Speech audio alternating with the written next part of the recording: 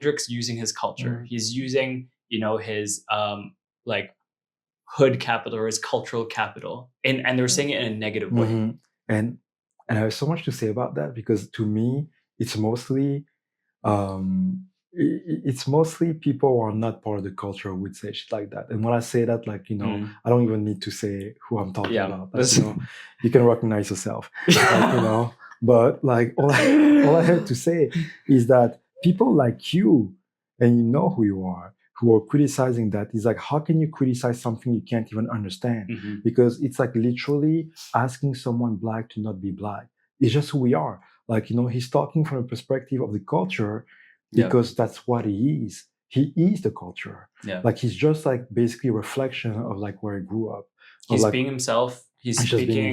He's sharing his story. Exactly.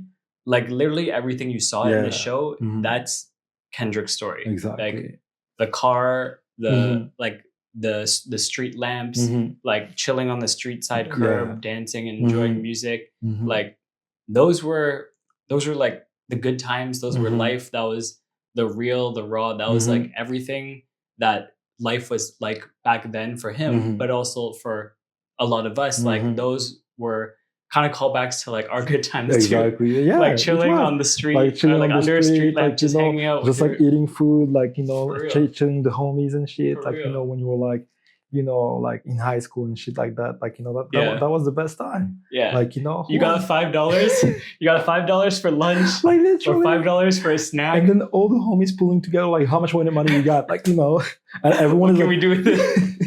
Hey, you got 2 quarters? I'd literally be asking my friend for like 2 quarters, or like I'm missing a loonie, Oh, trust me, bro. And then people were like, okay, we got enough money for like 2 shawarmas, like and then we'll split them in half, maybe a bag of chips or something. And we'd be like, and there's like 10 of us, like for fucking splitting 2 shawarmas. Yo, I mean, you guys had shawarma, but for us it was cup noodles, man. Yeah, ramen, boy. My guy. Cup noodles from the gas station. Walk in the gas station. It's lunchtime. You got like $3 on you. Sometimes those cup noodles were like 99 cents or like $1.99. They were much cheap back then. I mean, this was before COVID and inflation and shit. But high school or middle school, you go to the gas station, get your cup noodles, use the gas station coffee maker, like the hot water. Like you usually, like the gas station attendant, you have to ask them or like just do it sneakily. But you go to the gas station, coffee maker, grab the hot water, pour it straight into the cup noodles, steaming and shit. And then you just find a fork or chopsticks, whatever utensils you have, mix it around, and you just pray. You pray that hot water is hot enough to like cook your noodles. And then sometimes it's not, and you got these like half cooked noodles, but like and then hard and shit pause. Then you go to the street corner, or you just underneath the gas station or the street lamp or like the curb, literally just sit on the curb and just like have your meal and hang out with your friends, like, literally. And like that was life back then. That shit was the best time. That shit was the best time. And it was just like referencing like that type of shit. It was like kind of like Black Boy Joy kind of type of moment, like just like literally like a Black Joy moment. But I think that like anyone who's like a minority, and not just minorities, I think anyone who was around that age who didn't grow up like too privileged and shit can definitely relate to that. Like relate to those stories. Tell us in the comments what was your struggle meal? There'd be like it's gonna be a can of tuna, cup noodles, whatever like, it is. Just like tell pasta, us. Like just tell us. We gotta know. Yo, drop like, in the comments, please. Chat. We counting on you for sure. But flowing through the show, Uncle Sam popped up again after SZA and Kendrick joined for All the Stars, which is beautiful, by the way. Amazing. I mean, she's so gracious, like dressed in all red like that. Like she looked good in red. With like her hair flowing in the wind, like I am SZA, like like it's like what can I even say? Like she's got like mystical, like transcendent, angelic energy. Like just like this fairy energy type shit. Like she's just a magical being, like like, she's a magical being. But SZA came out for Luther, and for All the Stars, and that was it. you know, back-to-back bangers on bangers. Like, you know, she did her job. She did it well. She even gave us some, like, you know, dancing moves. Like, you know, I was, oh shit, she doing shit. Like, you know, okay, like, you know. And then like Kendrick next to her, like, you know, vibing and shit. Like, you know, oh my God. Like, you know. And honestly, like, that was just perfect. And once again, visually, Kendrick and PG Lang, so smart. Kendrick in his blue jacket with like white shit. Like, you know, Caesar in all red. And I'm like, well, you can't make this shit up. Like, you know, I'm like, guys, at this point, if you don't understand the symbolism of like blue and red, like I can't explain it to you. Like, we'll throw some emojis up here if you don't know what it is. All right. Right after All the Stars, Uncle Sam, Samuel Jackson, hopped up again and he said, "That's what I'm talking about. That's what America wants," which is hilarious. All the Stars is their biggest one of their biggest records. For sure, if not, I think it has like 1 billion streams on Spotify.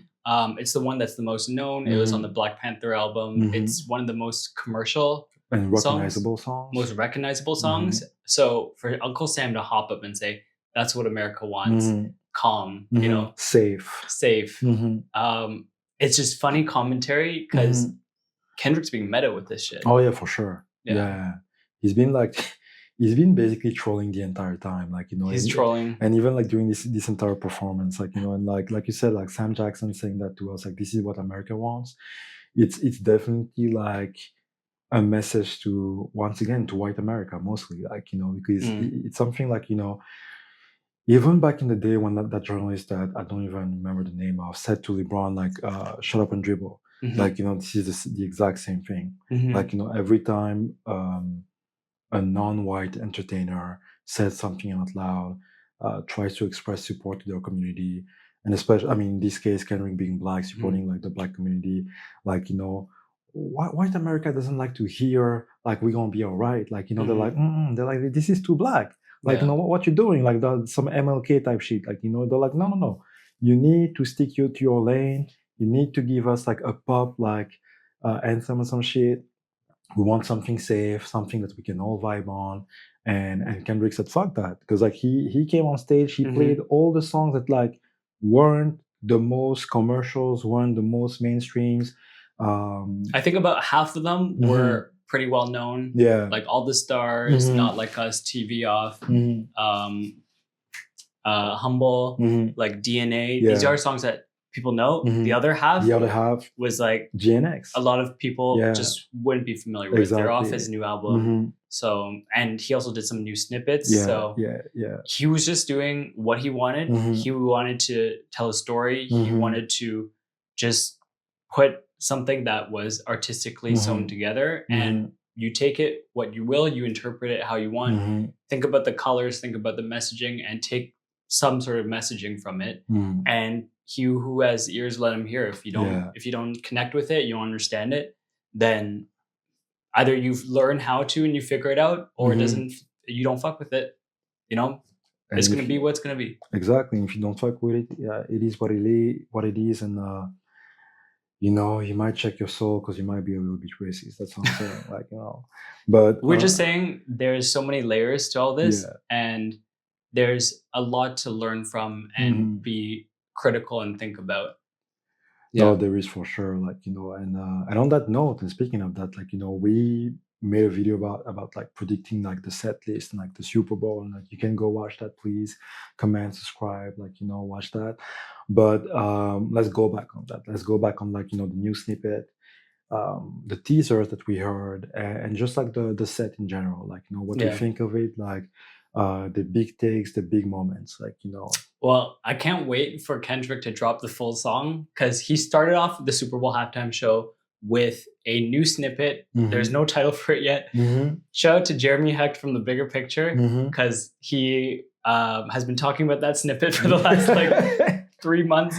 Like, and he's calling it tiramisu. So for now, we'll just say tiramisu. Like, he started off with a new song, which is literally insane. Like, you start off the Super Bowl show with a new song that no one's heard before. Is literally the craziest thing.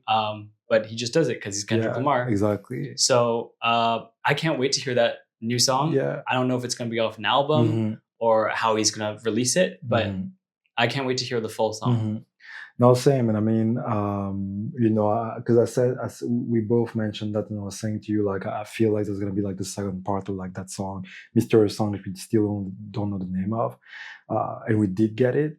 And to me, it sounded great. I was like, okay, I definitely need to hear like the full song put together. Based on that, I do believe that at some point this year in 2025, we're getting a new album. Which is crazy for Kendrick, because Kendrick, like, I mean, everyone who is a fan of Kendrick Lamar knows that, like, if we get an album like once every 5 years, we're lucky. Like, between Mr. Morale and GNX, only 2 years, which is fucking crazy. Yeah.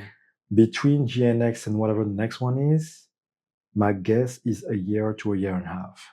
Okay. Like, I think that like Kendrick is on a run that is crazy, that will take us all the way to 2026. Yeah. That's just my guess. Like, I mean, the momentum is there. Yeah. The rap beef has built so much cultural momentum around not just the beef, but around Kendrick, around music, around the return to lyricism, the return to hip hop, because so many other acts, so many other performers have also been coming up alongside Kendrick. You got Doechii, you got Tyler, the Creator, these rising superstars who are just really pure artists and doing something really unique, doing something fun, doing something with storytelling, with messaging, and they're coming up alongside him too in a way. And Kendrick's just making the cultural zeitgeist back to hip hop, back to real artistry in a way, I feel. Yeah. And I fully agree with you. And by the way, shout out to Tyler, because you did not lie. So for that, I respect you. And on that note, like, I fully agree, because I think that Kendrick is really setting the bar very high, and that a few people are following, like you said, Tyler, Doechii, are a few people following that, like that very high level of music, of like artistry, and Sida as well, but she's a singer, not a rapper, so it's a little bit different. Yeah. But I think Kendrick is swinging the pendulum the other way. Like, for the longest time, we were swinging in the way of very empty lyrics, very repetitive beats, very commercial music that had no substance. Microwave music that was very like, I listened to it once, I don't even remember it the next day. Like, you don't remember the next day, but somehow it's playing at fucking American Eagle. Like, whatever, like the random stores, Forever 21. Forever 21. That's what I was trying to say. If that still exists, like, all those random stores. Nordstrom. Like, all these like dumbass stores, and like, it's like the malls. Like, exactly. Like, it's like very like Drake standard, like, but like, it's like we're like in a different realm, like, at this point. Like, Kendrick is really raising the bar very high, because he's challenging rappers and hip hop in general to not only claim that this is the best genre of music, this is the top dog, there's nothing above like hip hop, and on top of that, to really go back to the roots of hip hop, which is storytelling, like you said, which is actually advocating for your community.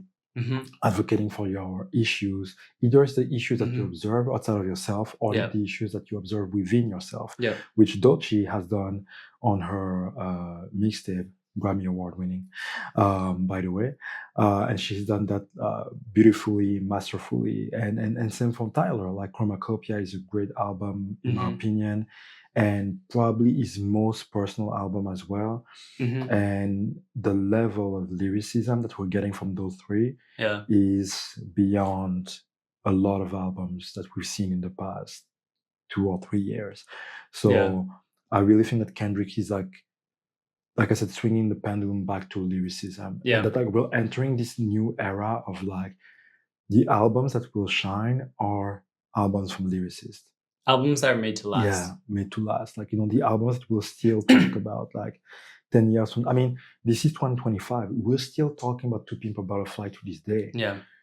By 2035, we'll still talk about GNX. Yeah. Like, and that's all we're asking, is just make music that we can pass on to the next generation. Yeah. Like, and the next generation most likely will be familiar with the name, even though they don't know the music, and that is going to push them to discover the music and to get into it, and so on and so on.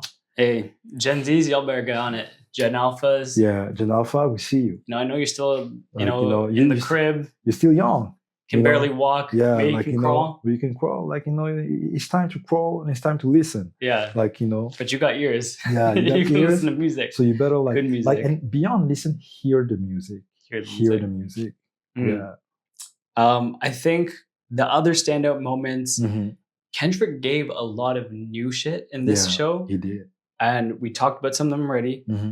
One standout line was he rapped, "It's a cultural divide. 40 acres and a mule. This is bigger than music." I'm not going to go into a fucking history lesson and talk about what 40 acres and a mule represents. I think that for everyone who's Black, please do your research. Most likely you know what it means. If you don't know what it means, please Google it. ChatGPT exists. Thank you. There are tools. You have the tools. You have the tools. You have the power.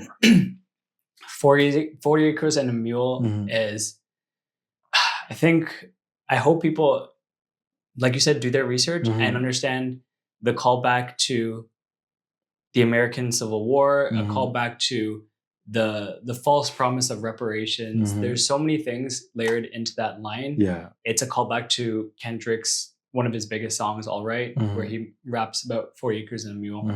But again, back to the whole American flag and what America represents, the America dream. Yeah. A dream that isn't real for everyone. And it's not only a race thing, it is a class. It's a question of class. Who controls the resources? Who controls the game? Who controls how things are designed? Who controls real estate? Who controls the means to power and the means to wealth? Exactly. And I just hope people look into this a little bit further. 40 acres and a mule was a false promise. It was an order made during the war to distribute land, 40 acres and livestock, a mule, let's say, to formerly enslaved but freed people. And that promise never happened. So we're still waiting on it. People are still waiting. We're still waiting on it to this day. And, those FEMA checks ain't gonna cut it. Oh my God. Those Katrina checks ain't gonna cut it, man. They're definitely not gonna cut. And it's and I think that like you said, it's a false promise that we were given to African Americans back then. And that people are still winning to this day. And when I say we are still winning to this day, it's not just Black people. I think it's everyone. Because I think that what people need to realize is that it's never been about race. It's always been about class and classism. It's always been the rich versus the poor, the companies versus the regular people. And now, more than ever, people need to realize, yes, racism exists. Racism is an issue, but it's way deeper than that. It's way more pernicious than that. Yeah. And class is really where the real divide is. Yeah. And people need to realize that there's a lot of poor white people in the South. There's poor white people, poor Black people as well. Poor this, poor that. But at the end of the day, is that poor doesn't see color. If you're poor, you're poor. And the thing is that the people at the bottom are all fighting each other for literally whatever is left. But the thing is that there's not much left. Yeah. And they want us to fight for it. Yeah.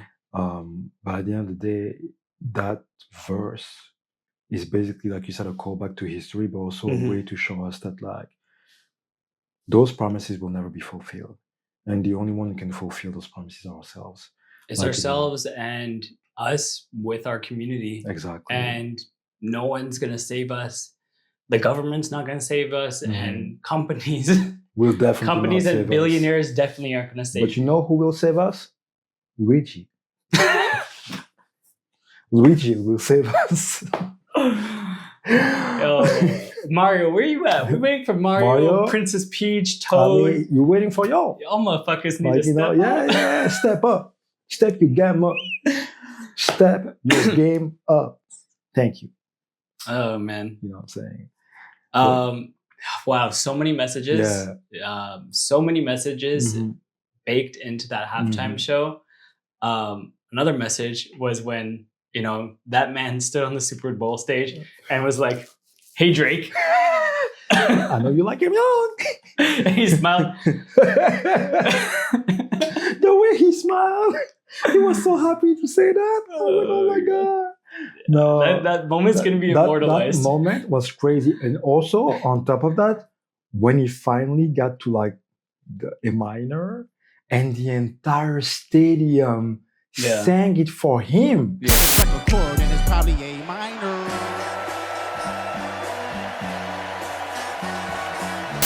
I was like, yeah, I've never seen this in my life. And if you hear footage from within the stadium, not like the broadcast version, in the stadium, that shit was loud. Like loud. Everyone said it. Like literally, it was a cultural moment because you had like people from all over America, like white, black, white grandma, 60 years old. Like literally, like, you know, you had like John Smith, who's like 55, insurance broker, singing A minor, like top of his chest. Like, you know, then you have like the black grandma next to him also sing. Like Kendrick united America in this day. This is what MLK died for. I'm saying this to y'all. Malcolm X, MLK, this is now. This is now. Oh my God. You know what I'm saying? I don't think this is exactly what MLK was hoping for, but I say what I it said. came in one version or another. Yeah, exactly. Like, you know, because he didn't say in what form it was going to happen. And it did happen. You know, America is united in hate against only one man. And I approve of this. Oh my God. Message. Real quick, let's talk about the fits. I need that PG Lang jacket. Yo, Martine Rose, yes, you in the UK, we need your phone number. Because, like, you know, we see what you did for your boy Kendrick. That and jacket. We need the same shit. Yo. Like, you know, those pants, though. I mean. I don't know. You know what I'm saying? Like, hey.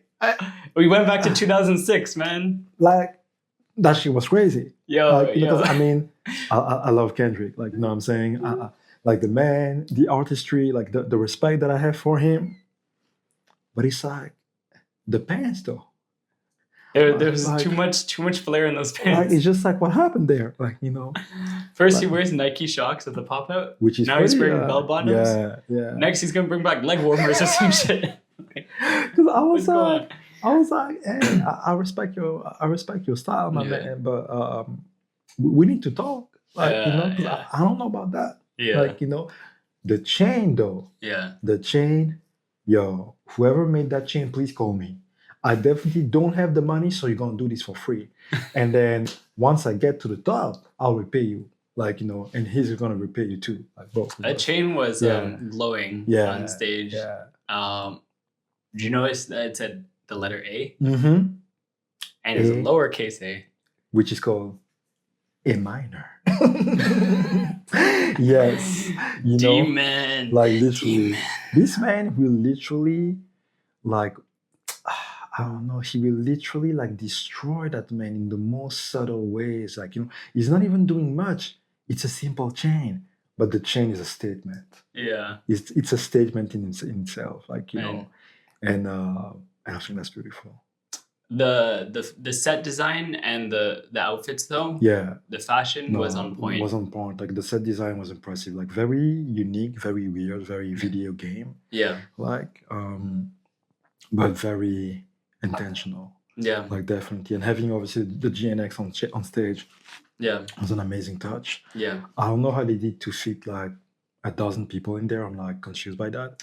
So, true story, they got an actual GNX car, they gutted it out, took all the parts out of it, and then they jerry-rigged it so that the bottom of the stage, like, makes sense. fed into the car. Yeah. So that's why there was, like, 15, 20 people, like, hopping out of the car. But they opened up the show with that, which is pretty cool. Which was really cool, honestly, to see that. And it was just, like, amazing to, like, you know, to see, like, the set design. It was... All right, we're rolling. Okay. Oh. Yo, so guess who showed up at the Super Bowl? No, they not like us. No, they not like us. Serena. Yeah, no. I'm wearing the wrong color, but Yeah. you know what it is. I'm not wearing the right color either. But like Serena Serena fucking Williams. She showed up and showed out. Like, she was there on stage, creep walking, she walking, killing it. Like, and I know a lot of people in the UK, in Wimbledon, or like whatever those places are, like, they're gonna wake up tomorrow big mad. They're gonna be like, oh, how dare she do that? Well, she doesn't work for you anymore. That's how she dares do that. She did that shit in all blue, exactly, crip walking, and in a tennis skirt, yeah, and in Converse chucks. Like she plays no fucking game. She stayed true to herself. Yeah. She stayed true to Compton. And nah, man, Serena Williams is forever a fucking legend. In a tennis skirt. In a tennis skirt. Just like Wimbledon. I remember all those times. Like literally, for all the racist people who said some shit back then, this is for you.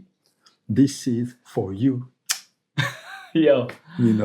Oh my god. But yo, for real though, like honestly, like we touched on a lot of topics like when it comes to like this Super Bowl, and I think that before we touch the end of this conversation, like we definitely have to like ask ourselves, like, is there anything we would have wanted to be different? If Kendrick went a different way and played just like the pop hits, then it would be a different show. Oh, for sure. I think Kendrick chose to go super conceptual, which is always what he does. Every album he's done has been extremely conceptual. And this show was no different. He gave the American dream is a game, like life is a game. The American life is a game metaphor. Yeah. The American dream in quotes.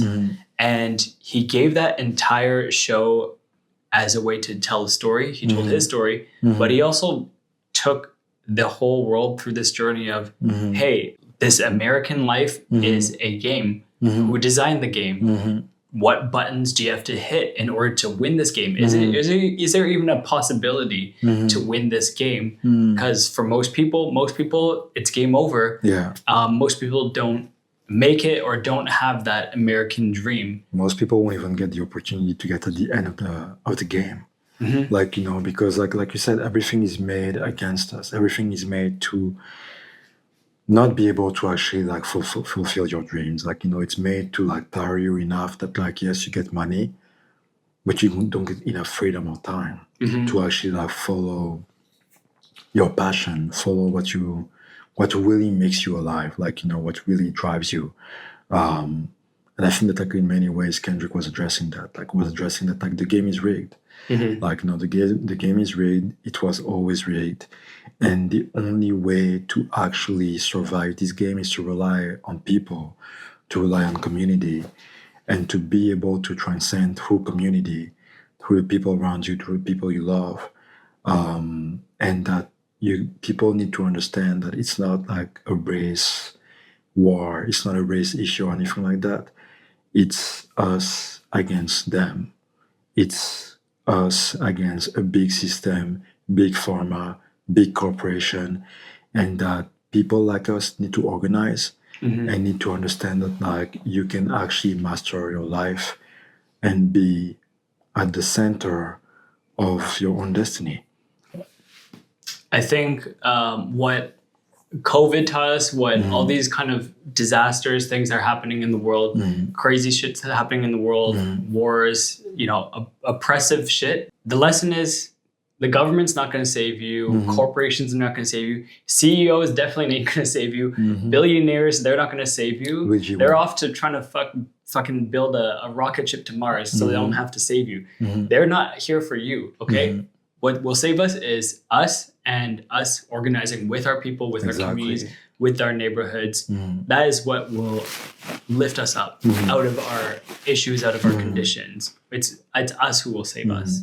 No, I fully agree. And I think that Kendrick was also telling us that, like, that there's a history and a rough history in Compton and in different areas in the US, like, but that at the end of the day, he was reminding us that these colors mean more than just violence, that they mean more than just like drug dealing or whatever people think they mean, that they actually mean community, that they actually mean that the system has failed us so bad.